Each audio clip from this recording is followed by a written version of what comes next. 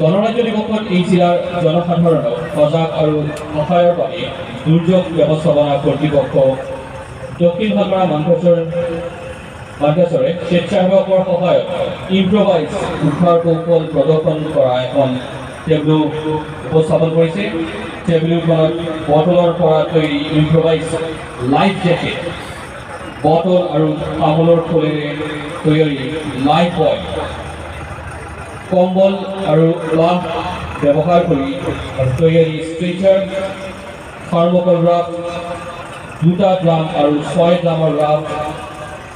Life বয়ৰ দৰে bottle rough, ভুক্তভোগীৰ সৈতে ট্ৰাইপড আৰু বাঁহ আৰু ৰছীৰ ব্যৱহাৰ কৰি ইম্প্ৰভাইজ ষ্ট্ৰেচাৰ, প্ৰাথমিক চিকিৎসা প্ৰদৰ্শনীকে ধৰি CPR আৰু মূৰত বেণ্ডেজিঙৰ কৌশল প্ৰদৰ্শন কৰা হৈছে।